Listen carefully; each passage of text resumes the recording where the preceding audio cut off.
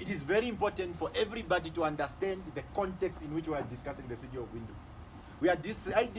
We are engaging the city of Windhoek as part of the fifth site of struggle.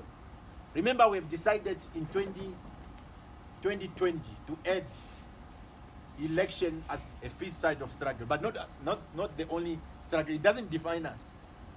So our participation in the city of Windhoek is participation in the fifth site of struggle. What has been the consequences of our decision?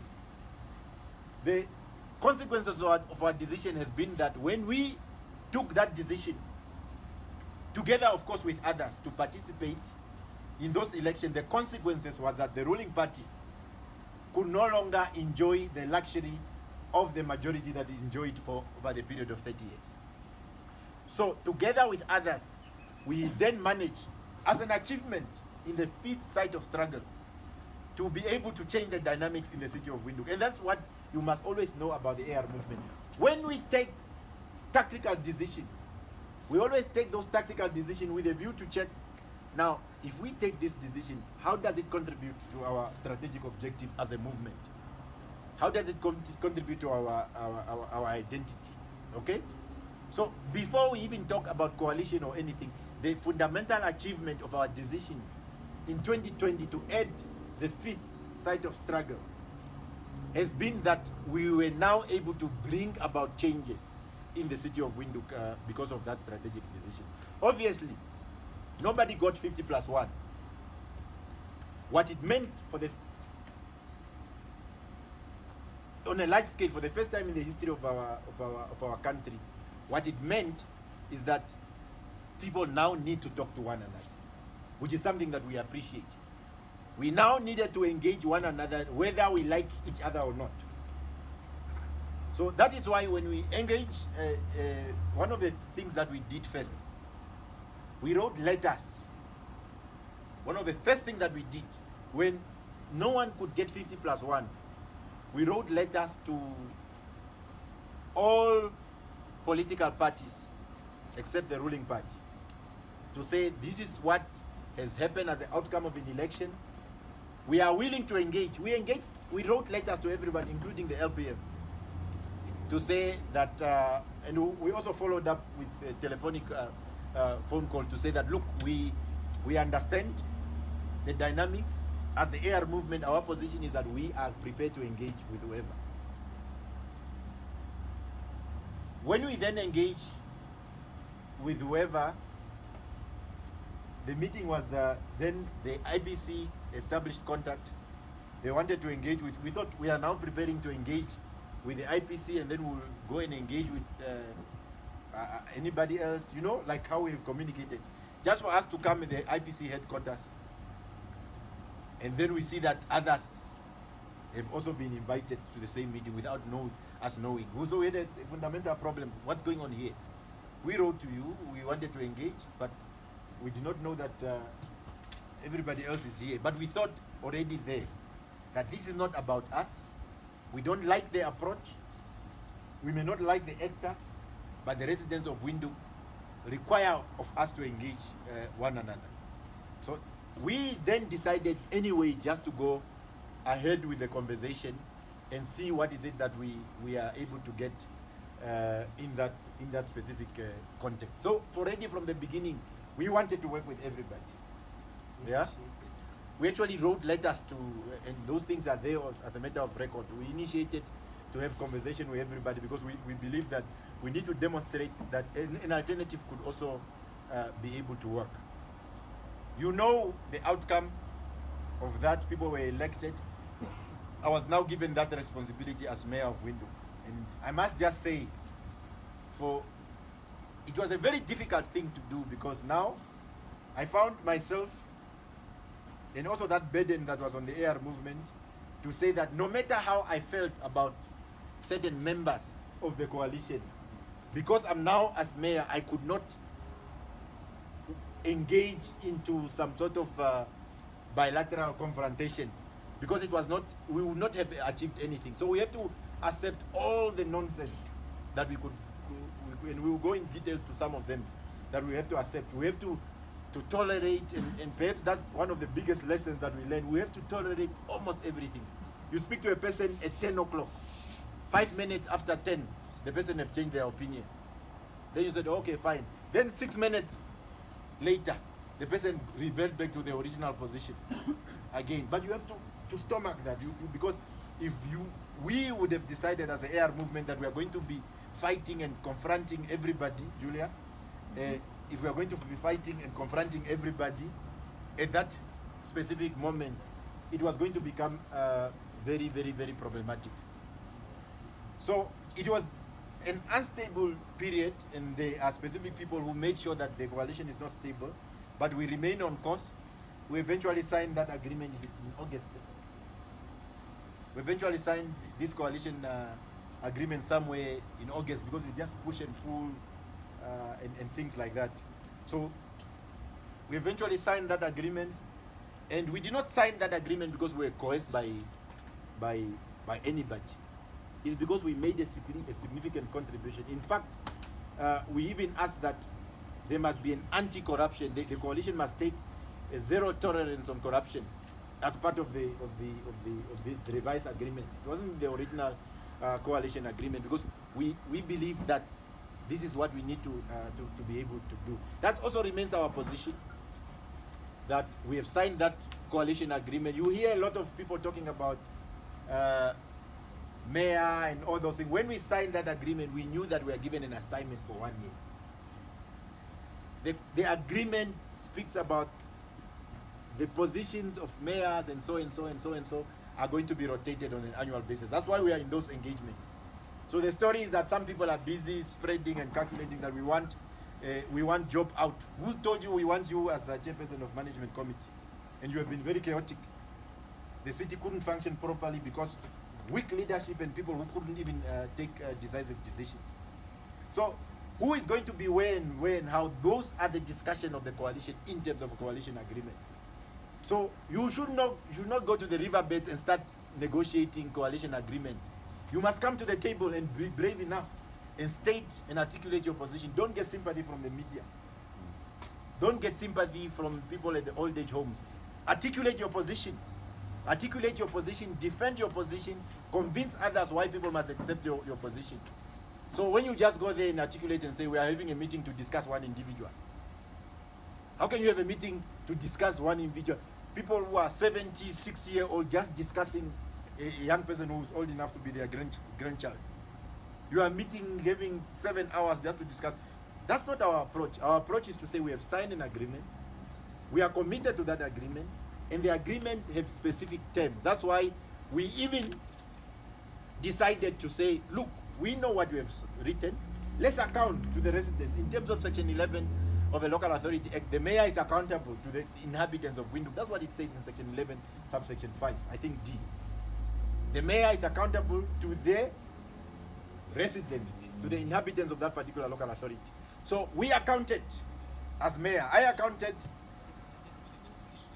to the inhabitants of Windhoek in terms of what is it that we have done in the city of Windhoek, and wrote there indicating that next month, which is December, the city of Windhoek is going to elect a new mayor, new deputy mayor, new members of management committee. That is our position. So we don't understand why people are speculating. That's why we are communicating to the activists to say, we thank the young men and women of the Red Star. That's what, if you go and read that original article of it, which is circulated, we thank the young men and women of the Red Star, we thank the progressive forces, we thank the fellow councillor, we thank the employees, and we use the Spanish term called adios, presidente. When you use that term, what do you mean? You are saying, thank you very much, and this is what we have done. Let's debate about the legacy. Fidel Castro says history will always absorb us. We did what we could, given the circumstances, and we are proud of the work that we have done. Everybody is now talking about Windhoek, and it's very important, that moral and formidable leadership. So the affairs of Windhoek are not discussed at Government Park. In the past, a decision will be taken at State House and it will be implemented in the chambers. In fact, there will be a directive from the minister, and it will not even come to council. It will be implemented. Like the free water there that the city of Windhoek now, every month we account about 10 million of free water that are just sending there as Harambe water. People who are doing construction, they take their buckets and get the free water in order to go and build their construction site because of a directive. So, and car washes and all those things that are happening. We have a bill about 80 million. So what we found there in the city is decisions that are discussed at cabinet and given. We managed to affirm ourselves and say, you don't do these things anymore. So we are proud of our work because the residents of Windhoek now understand that there's a leadership. If somebody wants something from the city of Windhoek, they don't go to Government Park, they don't go to State House. They come here to the chambers, they go to the mayor's office, they go to the CEO office, they go to the councillor's office. So it's now fashionable. People now are aware. When a councillor of the city of Windhoek walks around, whether you are PDM, whether you are SWAPO, whether you are NUDO, when you are a councillor of the city of Windhoek and you go to Groove Mall, the residents start saluting you. The residents start expressing their frustration. The residents start communicating. In fact, even SWAPO councillors, the residents are more confident in them, delivering their issues to them, because they understand now as a collective leadership, we are now taken seriously. So that's why we are saying we are proud of the work that we have done in the city of Windhoek. But of course, it has not been an easy thing. It has been a toughest thing because you have to keep your eyes on the ball. It was easier for SWAPO councillors. It doesn't matter, you didn't need to be bright. You didn't need to be, because you have the control of management committee, you have a control of council. If you are struggling among each other, you just go to the SWAPO headquarters and tell the coordinator to give a directive. Everybody will do exactly as you want as mayor. Now, you must realize that you have no control of management committee, you have no control of council. You must now navigate yourself through the politics. You must engage everybody. You must listen to different opinions and feelings and things like that, so that ultimately, that is why if the decision, I'm sure under the SWAPO regime, the decision was faster. You could take a decision faster. You can even take a decision in single quarters. It comes to council as recommended. Now is the most difficult thing to do. But the behavior, and that speaks to particularly to what the spokesperson asked us to be able to do.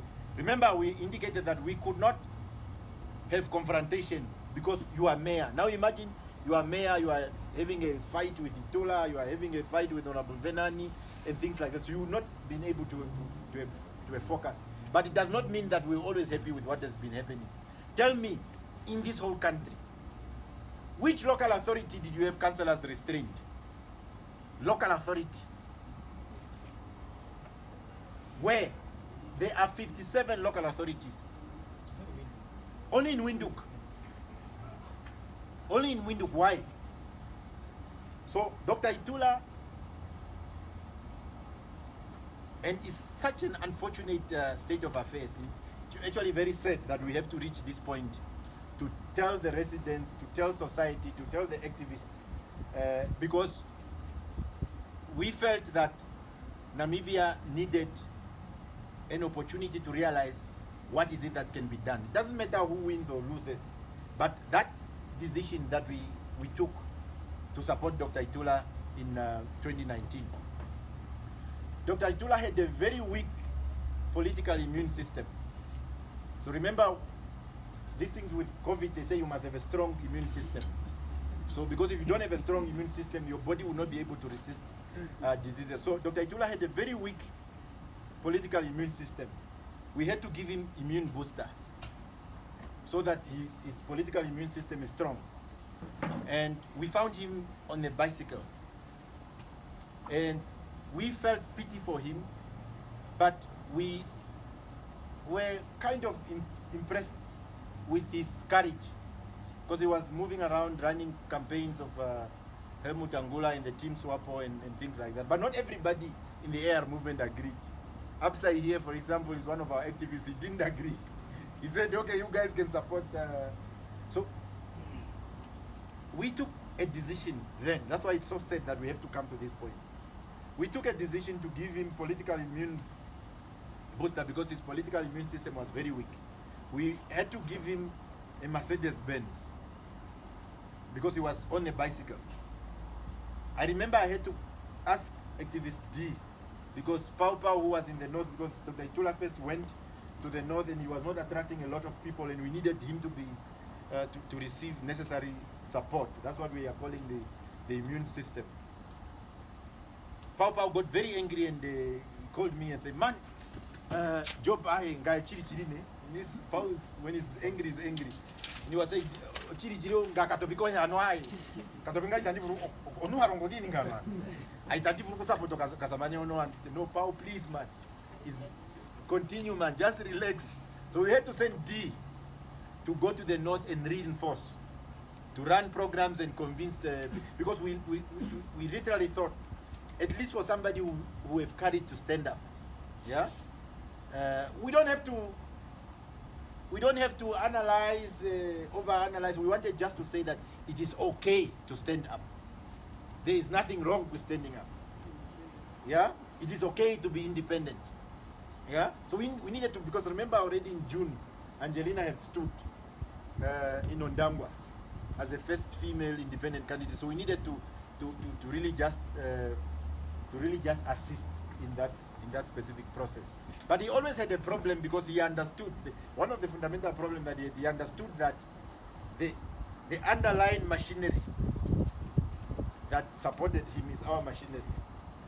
The carpet that is working on, of course, is our carpet. We are not saying these things out of arrogance. We are saying this thing that it's really sad for some of us that we have to come to this point and really speak about his conduct. But the objective facts are there. No way have this Dr. Itula restrained councillor but at the city of Windhoek. Because when he realized that because remember in the negotiation they came there to say they want to have mayor, they want to have chairperson of management committee, the rest of us must just be there supporting. We said no. With other colleagues in the coalition, we said no, it doesn't work like that. So it has been really tough. It's not that we could not confront. These people are saying, yeah, why are you doing all this? Because if I as mayor would have to focus on Dr. Itula every time, it would have been a serious problem. That's why our head of legal said, no, colleagues, when we analyze these things objectively, let's put the anti-corruption in the coalition. Because Dr. Itula, for instance, he was saying there's a white guy in Swakopmund who's willing to become a CEO to volunteer without a salary. But we're also saying, but can we sacrifice ourselves just because people want to have certain political objectives? So we could not respond to those things because we wanted to stabilize the city, and we don't regret not responding, because you sometimes need to just tolerate a lot of things, because if the councillors are not restrained, then there is some directive to say on this issue. I remember we had to meet a minister in Ochiwarongo for the induction, and we went with IPC councillors. The minister was coming to see us. We needed to speak about the fire brigade. Councillor Amupanda at the time, because he was a strategic executive, there was this matter that he needed to go and raise with the minister. Dr. Itula gave them a directive. So Amupanda had to plead with me, please ask the minister this thing. Because they were restrained that they cannot participate in a meeting with the minister. Amupanda had to come and give me those. It's actually the Fire Brigade Act, because the Fire Brigade Act requires it requires that government must actually fund the fire brigade. The fire brigade and the emergency services in total cost the city about 500 million. So it is a very serious developmental issue, and Amupanda wanted to articulate those issues because he was at that meeting at State House. But Itula restrained him. So I had now I couldn't go to public and complain. We just said, okay, let's stomach that and continue. He couldn't attend. So councillors of IPC are the most traumatized at the city of Windhoek, because now on every agenda point they will have papers that are typed. So we are debating almost just like this, having an engagement. They say, on this matter, this one, they read the notes when we go to the next agenda point, because it's very sad for them also.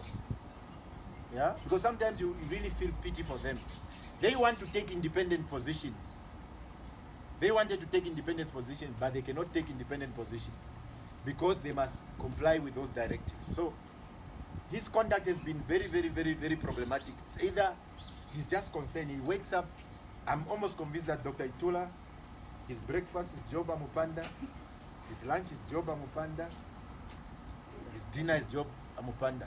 He probably wakes up in the middle of the night and just, because then how do you write a letter? We are in a negotiation. They are saying Job is not going to be retained. Who told you that that's position of, we already said bye-bye to the residents. Why do you make that an issue and things like that? So the destructive nature of Dr. Itula is very, very, very problematic. And I'm glad that as a collective, we have also taken a decision with other coalition partners to address this specific issue of his conduct. If you read our coalition agreement, clause 12 makes provision of how are we make provision, we anticipate that there will be other members, other political parties that are represented in council that may want to join the coalition. Clause 12 is there. It makes provision. None of us, and as indicated, the AR movement had reached out already from the beginning to LPM. None of us actually have a problem, and I speak for other coalition partners. None of us have any problem with LPM joining the coalition. But what we have a problem with is that for us to read in the newspaper, when there's a coalition agreement, for us to read in the newspaper that Dr. Itula is having meetings there. We never mandated him to go negotiate on our behalf. We don't know what he's negotiating. We had a meeting and we asked him, hey, Chief, what is happening there? He denied negotiating City of Windhoek with the LPM. But the leader of LPM went out in public and said, no, they actually have a framework. We don't know what is on that framework. That's a problem that we have. Yeah? You cannot think that you are the Alpha and Omega. You are not, there is no president of a coalition. Because in the mind of Dr. Itula is a councillor of the City of Windhoek. Everything is just, you will come and say, on that day you wrote a letter to, I write on a daily basis. I sign maybe 30 or 100 letters to go to different, because the City of Windhoek is a big organization. As mayor, you have to sign a lot of things. Then you will come, yeah, on that day, why did you write a letter? I'm wondering, man, this man, how do you just, he's asking me about a memo that I wrote. I must now think. On that day, you wrote a memo. When we appointed Ms. Komali as the acting CEO, she was on leave. And she was not even in town. And we had a council meeting at 12:30. So, the city cannot live without a CEO. So, all those hours. So, I wrote to Mr. Mambero, okay, while Ms.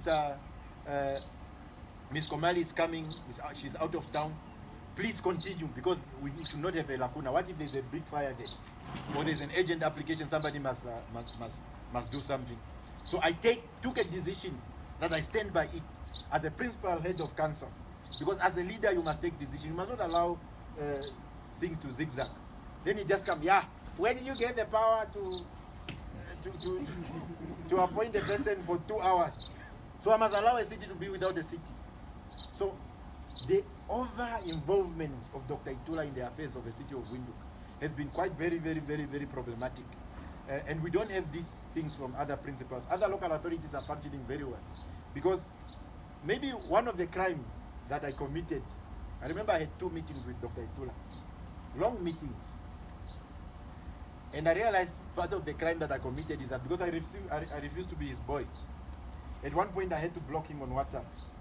Because he just said, yeah, there's this businessman who wants what, please meet with him. I'm wondering, this guy, who does he think I am? Am I his child or something? Sometimes maybe I'm wondering that if I was his child, would he treat me the same? Because I have a son, I have a child, and I imagine how children feel. Yeah, because when in our relationship, Kawandenge calls me even in the middle of the night and says, Mayor, I don't agree with this. Please change. You know, he comes and advice. And also the National General Secretary of IPC, she has been quite helpful. She will call and say, please just continue. Even if she disagrees with something, she will say it politely and nicely and things like that. There's also another functionary of IPC in the Rongo region. what is it? Kangulu. Kangulu Aloysius, Aloysius Kangulu. Yeah, he's quite a sober man, quite a mature man. Even sometimes when you want to fight, and he said, please, man, let's think of the bigger picture, let's think of the country. Not everybody is a problem in the IPC. They've been quite very helpful.